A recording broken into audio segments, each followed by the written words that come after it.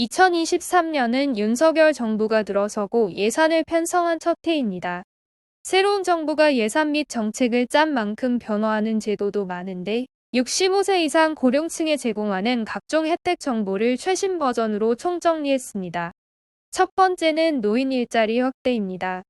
현재 노동법상 정년은 만 60세로 규정돼 있습니다. 하지만 공무원, 공공기관을 제외하면 정년까지 직업적 안정성이 보장되는 분은 많지 않습니다.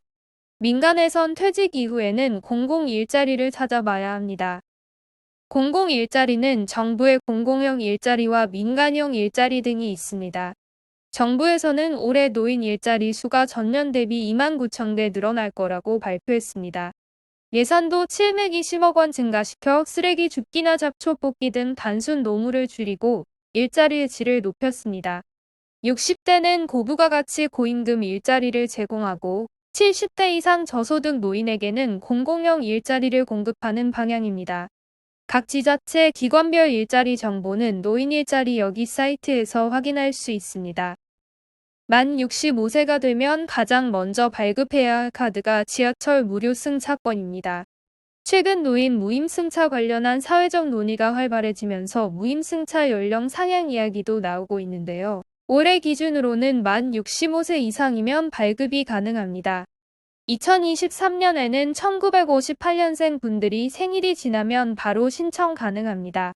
서울시에 거주하면 주민센터나 동사무소에서 신청하면 되고 경기도 거주자는 농협에 방문해 G패스 카드를 받으면 됩니다.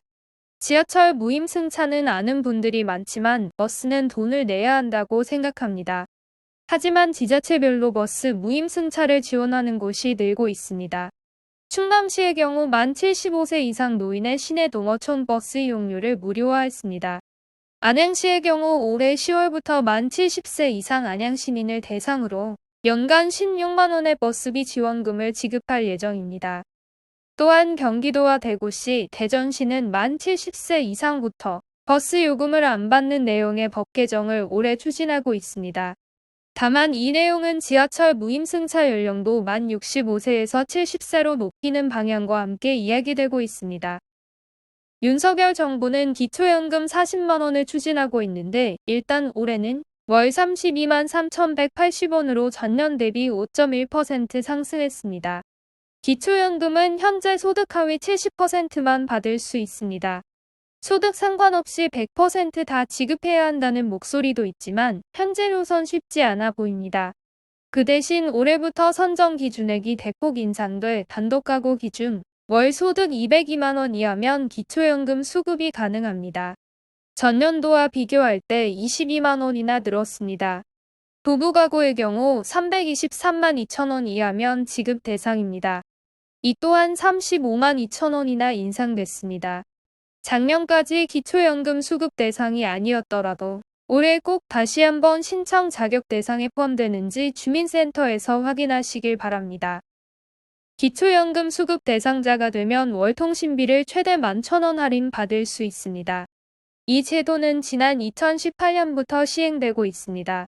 만 65세 이상 소득 하위 70% 고령층에 제공하는데 대상 조건이 기초연금 대상과 동일합니다. 만약 생계의료 기초생활수급자라면 월 최대 33,500원까지 혜택을 받을 수 있습니다. 단, 신분증과 통신요금 고지서를 지참하고 관할 주민센터를 방문해 신청을 해야만 감면이 적용됩니다. 올해는 추가로 통신사에서 데이터 30GB를 제공하기로 했습니다. 급등하는 공공에너지 통신료에 대한 비판이 커지자 통신사들이 급하게 꺼내든 정책입니다. 고령층은 데이터 사용량이 적은 값싼 요금제를 사용하는 경우가 많은데 3월 무료 데이터를 받아 자유롭게 사용하시길 바랍니다. 올해부터 운전면허를 자진 반납한 고령층에 대한 지원이 확대됩니다. 원래 만 65세나 70세 이상 고령 운전자가 면허를 반납하면 10만 원의 교통카드를 주는 것이 다였습니다. 하지만 혜택이 워낙 적다 보니 반납률이 1%대에 불과했습니다. 이에 각 지자체별로 지원금을 늘리고 있습니다. 강원 철원구는 올해부터 만 65세 이상 고령 운전자가 면허를 반납하면 지원금 10만 원과 함께 20만 원의 철원 사랑 상품권을 제공합니다. 고흥군에선 20만원 상당의 고흥사랑 상품권을 주고 대구시에선 교통카드 대신 10만원의 행복페이를 제공합니다. 아직 서울시에선 만 70세 이상 반납자에게 10만원의 교통카드를 제공하고 있지만 나중엔 혜택이 더 커지지 않을까 예상됩니다. 나이가 들면 치과를 가야 할 일이 많아지죠.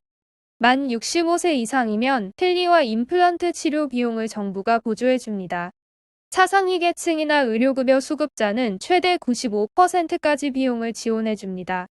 단순 건강보험 대상자라면 70% 저렴한 가격의 치료를 받을 수 있습니다. 필리의 경우 7년에 한 번, 임플란트는 평생 1인당 2개까지 건강보험 적용이 가능합니다.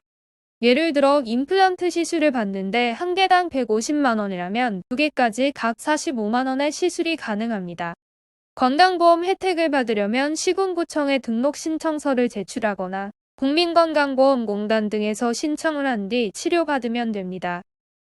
65세가 넘어가면 외래 진료를 볼 때 진료비가 대폭 감면됩니다.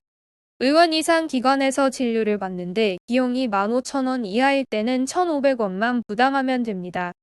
약국에선 만원 이하일 때 1,200원만 내면 되고 한의원에선 2만원이 넘지 않으면 2,100원만 내면 됩니다. 하지만 건강의료보험 적자 문제가 커지면서 이 혜택은 계속 축소되고 있습니다.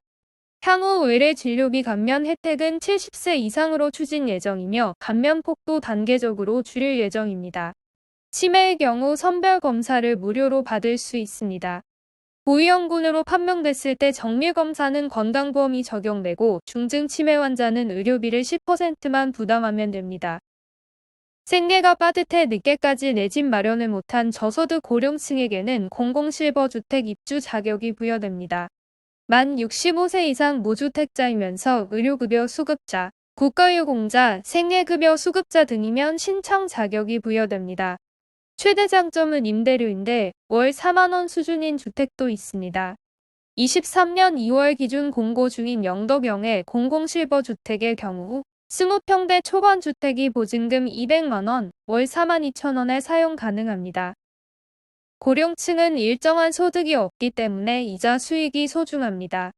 원래 예적금 통장에서 이자를 받으면 15.4%의 이자 소득세를 떼어가는데 이 세금을 안 낼 수 있는 통장이 비과세 종합저축통장입니다. 이 통장을 이용하면 1인당 5천만원 범위 내에서 발생하는 이자와 배당 소득세를 내지 않아도 됩니다. 이는 연 1% 이상의 금리를 더 받는 효과죠. 원래 작년까지 시행하고 올해 종료된다는 말도 있었지만 2025년 12월 31일까지 혜택이 연장됐습니다. 마지막으로 KTX나 새마을호, 무궁화호 등 열차를 이용할 때도 65세 이상은 30% 할인을 받을 수 있습니다. 경로 우대표를 예매하면 자동 할인이 적용됩니다. 또한 국공립박물관이나 고궁 입장료는 한 푼도 받지 않아 무료 입장이 가능합니다. 오늘 영상이 도움되셨다면 구독, 좋아요, 알림 설정 부탁드립니다.